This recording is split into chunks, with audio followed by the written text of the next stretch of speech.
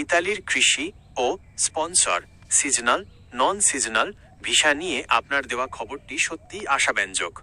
2026 সালের জন্য ইতালি সরকার তাদের ডিক্রেটো ফ্লাসি বা ফ্লাক্স ডিক্রির আওতায় প্রায় 1,65,000 কর্মী নেওয়ার লক্ষ্যমাত্রা নির্ধারণ করেছে, যার মধ্যে একটি বড় অংশই কৃষি এবং পর্যটন খাতের জন্য বরাদ্দ। আপনার তথ্যের সাথে সঙ্গতি রেখে বর্তমান পরিস্থিতির সর্বশেষ আপডেটগুলো নিচে তুলে ধরা হলো। নুল্লা ওস্তা ও ভিসা প্রাপ্তি। আপনার ধারণা সঠিক, ইতালির অভিবাসন প্রক্রিয়ায় নুল্লা ওস্তা বা কাজের অনুমতিপত্র পাওয়া মানেই ভিসার পথে আপনি 80% এগিয়ে গেলেন। দ্রুত প্রসেসিং। 2024-25 সালের তুলনায় 2026 সালের আবেদনগুলো অনেক দ্রুত প্রসেস করা হচ্ছে। অনেক আবেদনকারীর নুল্লা ওস্তা আসা শুরু হয়েছে। পরবর্তী ধাপ, নুল্লা ওস্তা পাওয়ার পর আপনাকে বাংলাদেশে অবস্থিত ভিএফএস গ্লোবালের মাধ্যমে ইতালিয়ান দূতাবাসে ভিসার জন্য আবেদন করতে হবে।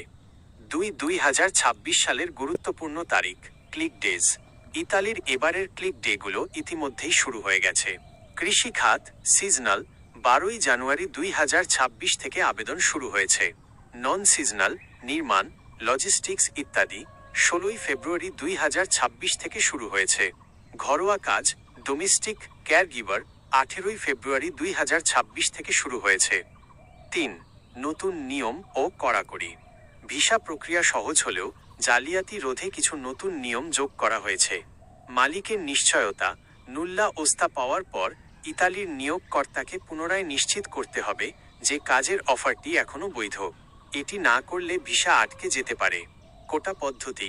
2026 সালে সর্বমোট 1,64,850 জন কর্মী নেওয়া হবে। এর মধ্যে বাংলাদেশ সহ নির্দিষ্ট কয়েকটি দেশের জন্য বিশেষ অগ্রাধিকার কোটা রয়েছে। আপনার জন্য প্রয়োজনীয় টিপস। সতর্কতা। নুল্লা ওস্তা পাওয়ার পর আপনার পাসপোর্টের মেয়াদ কমপক্ষে 6 মাস আছে কি না দেখে নিন। এছাড়া কোনো দালালের মাধ্যমে কাজ করলে নুল্লা ওস্তাটি আসল কি না তা নিশ্চিত করতে ইতালির সরকারি পোর্টালে যাচাই করে নিন। আপনি কি আপনার নুল্লা ওস্তা বা আবেদনের বর্তমান স্ট্যাটাস কিভাবে চেক করতে হয় তা জানতে চান?